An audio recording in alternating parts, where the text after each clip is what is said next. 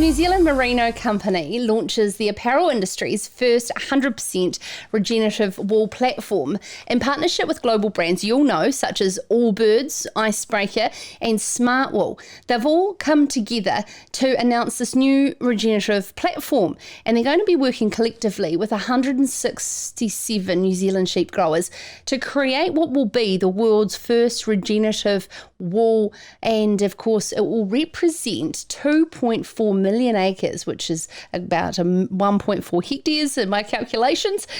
And this is all to tackle the impact of the global fashion industry, which is responsible for 10% of annual greenhouse gas emissions. We're joined now by Dave Maslen, the General Manager for Markets and Sustainability for New Zealand Merino. Dave, thank you so much for coming into the studio. This is a really exciting development.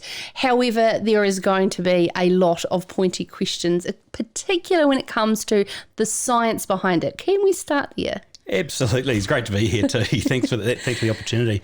Look, this is 2 years in the making. So we've been listening to our brand partners talking to us about, hey, we want to tell a really positive story about the great job that we know that farmers are doing in New Zealand.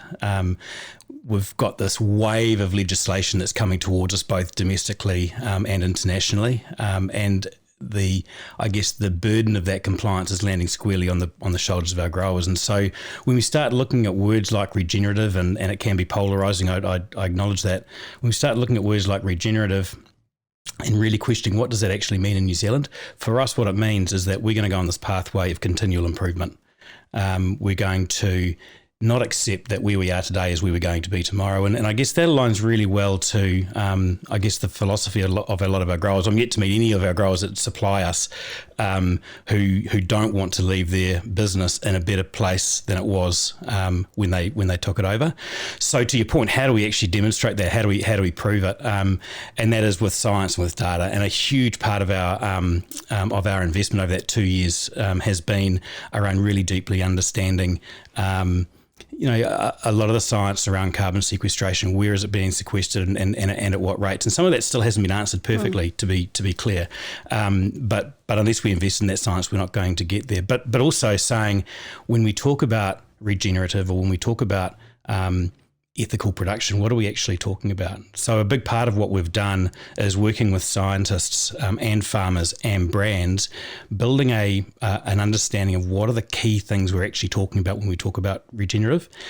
We've identified 15 KPIs that we expect our growers to demonstrate continual improvement against across animal welfare, environmental integrity, and social, which differs a lot from a lot of traditional people's views of what regenerative actually is. But we think decoupling community and people from a conversation around regeneration, around doing better for the planet is folly. So we've got 15 KPIs across those platforms. A grower gets scored against their performance in each of those areas, and the regeneration piece is about being able to demonstrate continual performance, continual improvement over time. It's interesting. So the ZQ framework was already in place with the animal welfare, social responsibility and the environmental side. The ZQ RX is the next phase, and it really is about sequestering carbon. But 167 growers do live in a majority of an alpine high country environment where the farming practices differ a lot, and so therefore it could be pretty easy to tick that box already. Yeah, I wouldn't say it's easy at all. And of those 167, we've got a lot of growers in the North Island, in the hill country. So this isn't just about merino. This is about crossbred and strongwool as well. I think one of the big things we learned early on around the regenerative movement is that this has to be customizable to land type, to climate, to a grower's own capabilities, capital base, and so forth and so on. So there's no one size solution fits all. All of the conversations we've had with the experts around regeneration have been around a set of tools, a set of principles, not about saying, hey, here's 10 things you've got to tick, and if you do, you're going to be awesome. That's not what this is about. This is about saying, hey, I've got a really clear trajectory of where I want to get to. I've got a monitoring system to demonstrate whether or not I'm getting there or not, and I'm going to try some things.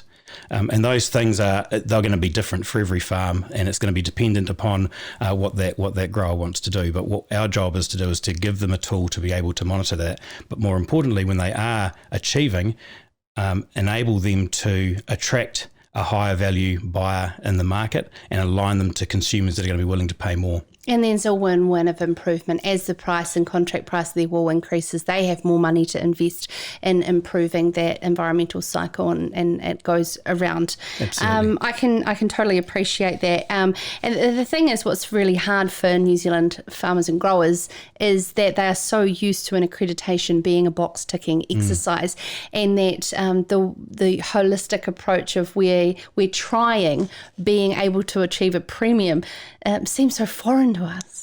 Doesn't it? And it is. Box ticking is simple, and it's what we kind of default to.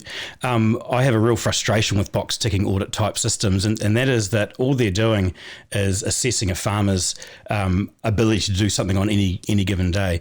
All of our growers, in every single audit we do, we see things that growers are doing that are absolutely incredible, that the world should know about, but they're getting absolutely no credit for because it falls outside the audit criteria. So what RX is about doing is saying, yep, you've still got to pass an audit, you've still got to be part of ZQ to be part of this program, and that standard is the highest in the world.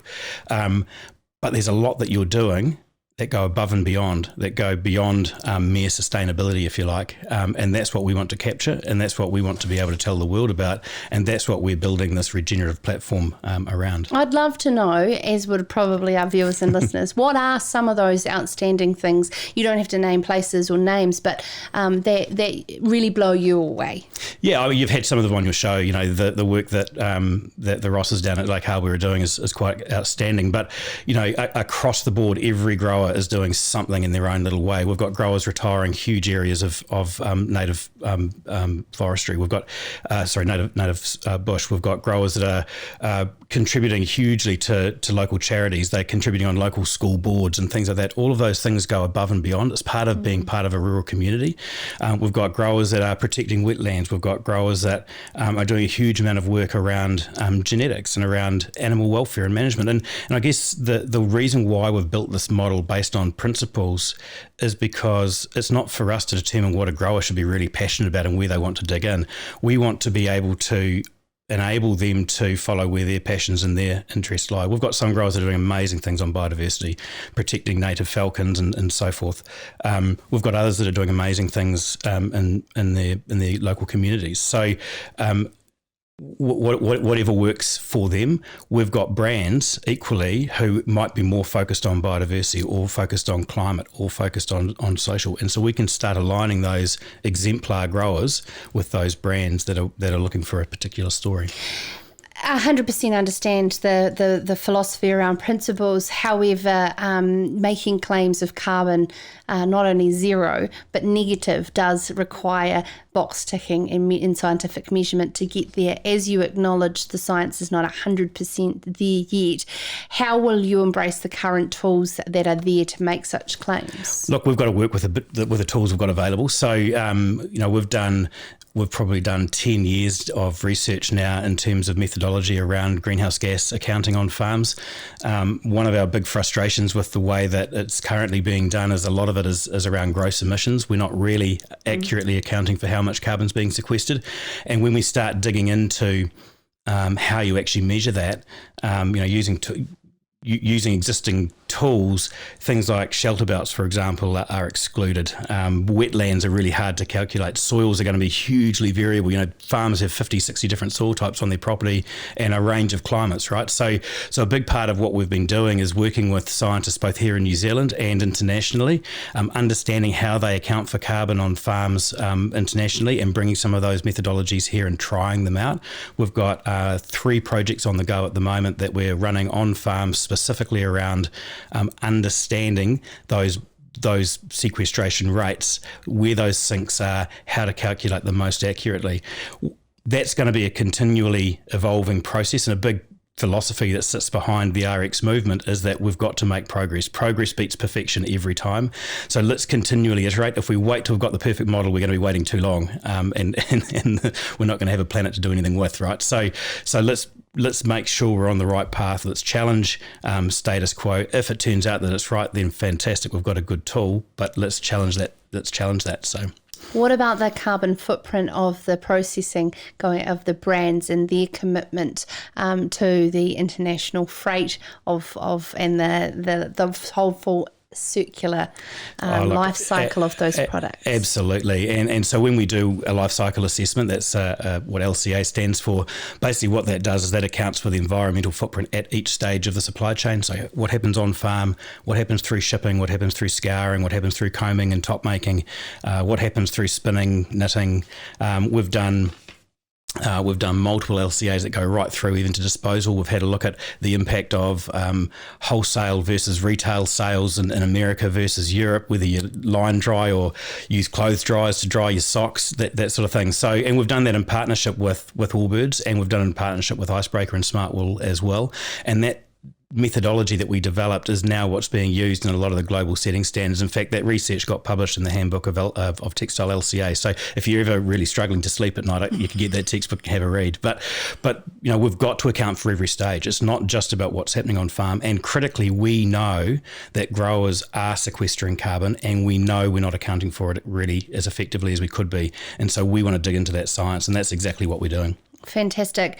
Is there work in the wider spectrum to work alongside a lot of our other products that are trying to achieve and move in the same direction? New Zealand Merino is an innovation hotbed, and it's just there's so much goodness that could be shared and collaborated with the industry as opposed to just wool. Yes, look, absolutely. And I think one of the things that really excites me about the framework that we've built within the RX Index is that if you look at those KPIs and you look at the fact that it's principles based, that can be applied to just about any business. It can be applied to, it could be applied to dairy, it could be applied to deer, it could be applied to seafood and forestry and horticulture as well, with some modifications. So we're absolutely leaning into that, and we're having conversations with other brands that are really willing to lean into this conversation, not be threatened by it, but to lean into it, understand that this is going to take really clear communication out to our consumers. It's going to take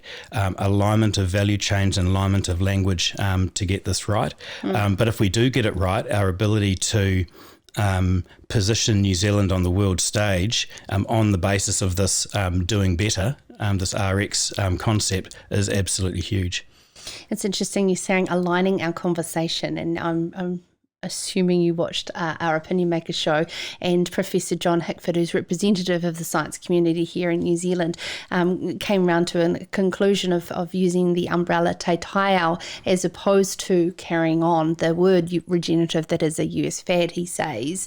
How do the rhetoric and that comes out of the science community here in New Zealand saying we're already regenerative, we don't need to put a brand around it, help or go against the cause of RX? Oh, look, I think the science community in New Zealand has a huge role to play in this. I don't think we're necessarily talking at odds to each other. There's a lot of angst around the use of the word regenerative, and I guess what I would say to that is that's the word that our market is using. There's 25% of consumers in the United States know the word and are familiar with the word regenerative as it applies to agriculture. That is a massive, massive market for us. For us to try and re-educate that entire market is hugely challenging. So, look, call it what we will. At the end of the day, we're answering the drumbeat of the market. Dave, thank you so much for coming in to Ceres Country. It's been very insightful. Of course, we're talking about a new 100% regenerative wool platform, ZQ RX, it is known as, which is going to see 2.4 million acres of New Zealand's farmland work to be accredited for the likes of supply contracts with Allbirds, Icebreaker and Smartwool. So some exciting developments, and they are always developing here on Ceres Country.